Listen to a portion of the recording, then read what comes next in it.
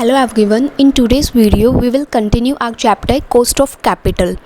So in the last videos I have told you about the debentures and we have read that what is cost of capital. Cost of capital एक minimum rate of return होता है जो firm को earn करना ही होता है अपनी investment पे ताकि अपने इन्वेस्टर्स को सेटिस्फाई कर सके। अब कॉस्ट ऑफ कैपिटल कैलकुलेट करने के दो मेथड देखे थे अपन ने, cost of short term debt और cost of long term debt. Cost of short term debt का फॉर्मूला था cost of loan is equals to interest upon net proceeds into 100 और cost of long term debt में अपन ने चार चीज़ें पढ़ी थी कि एक तो डिबेंचर से कैलकुलेट होता है, एक इक्विटी शेयर, प्रेफरेंस शेयर और रिटेन्ड अर्निंग।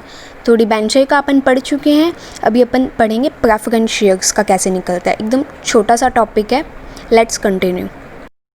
प्रेफरेंस शेयर्स भी फिक्स्ड कॉस्ट बेयरिंग सिक्योरिटीज़ होती है डिबेंचर्स की तरह ही।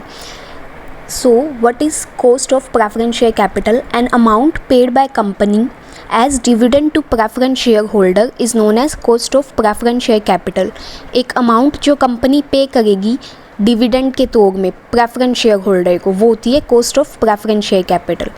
Preference share is a small unit of a company's capital which bears fixed rate of dividend. Preference share एक small unit होती है company की कैपिटल की जिसमें एक फिक्स्ड रेट ऑफ का डिविडेंड लगेगा and holder of it gets dividend when company earn profit. और जब भी कंपनी को प्रॉफिट होएगा तो जिसके पास भी वो प्रेफरेंस शेयर है उसके होल्डर को उसका डिविडेंड का पार्ट मिलेगा, मतलब उस प्रॉफिट का पार्ट मिलेगा जिसे अपन डिविडेंड बोलते हैं।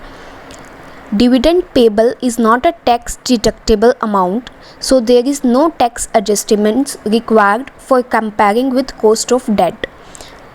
अब इसमें एक चीज़ क्या है कि जब अपन डिबेंचर का पढ़ गए थे तो अपने पास आंसर आता था बिफोर टैक्स में, पर इसमें आएगा आफ्टर टैक्स में। उसका रीज़न क्या है? क्योंकि जो cost of preference share capital होती है वो उसमें टैक्सेस की एडजस्टमेंट्स नहीं होगी क्योंकि ये चार्ज अगेंस्ट प्रॉफिट नहीं होता, ये चार्ज होता है एप्रोप्रिएशन ऑफ प्रॉफिट के according. It is charge against an appropriation of profits, जैसे कि अपन ने 12th में पढ़ा था P&L अकाउंट जब अपन बनाते थे। अब इसको कैलकुलेट कैसे करेंगे? तो इसके दो फॉर्मूले हैं, एक कि अपन इरिडीमेबल प्रेफरेंस शेयर दिया हुआ अपन को क्वेश्चन में, या फिर अपन को रिडीमेबल प्रेफरेंस शेयर दिए हुए हैं। तो इरिडीमेबल प्रेफरेंस शेयर का फॉर्मूला है केपी अपन डिनोट करते हैं कॉस्ट ऑफ प्रेफरेंस शेयर को, स्मॉल पी यहाँ पे प्रेफरेंस शेयर को डिनोट कर गए। जैसे अपन ने पहले लिया था डिबेंचर्स के लिए के और स्मॉल डी, तो यहाँ पे अपन ले गए के और स्मॉल पी। तो K P is equals to D P upon N P. अब डी पी क्या है? डिविडेंड पर शेयर, और एन पी नेट प्रोसीड्स। फिर आता है रिडीमेबल प्रेफरेंस शेयर। तो रिडीमेबल प्रेफरेंस शेयर क्या है? इसका फॉर्मूला क्या होगा? K P is equals to D P plus R V minus N P upon small N divided by R V plus N P divided by 2। If you people want, you can make notes or write down these formulas. अब इस फॉर्मूले में क्या चीज़ किसको denote करती है? K P cost of preference share, D P is equals to dividend on preference share, N P net proceeds जो कि मैंने पहले की वीडियोस में भी बताया issue price minus flotation cost, ठीक है। आर वी रिडम्पशन वैल्यू, इसकी जगह तुम एम वी भी यूज़ कर सकते हो, मैच्योरिटी वैल्यू सेम थिंग।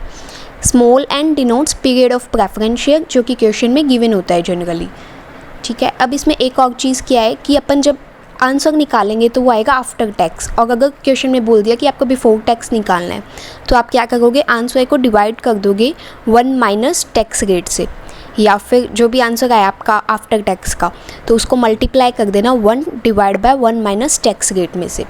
अब एक छोटा सा एग्जाम्पल देख लेते हैं इसका।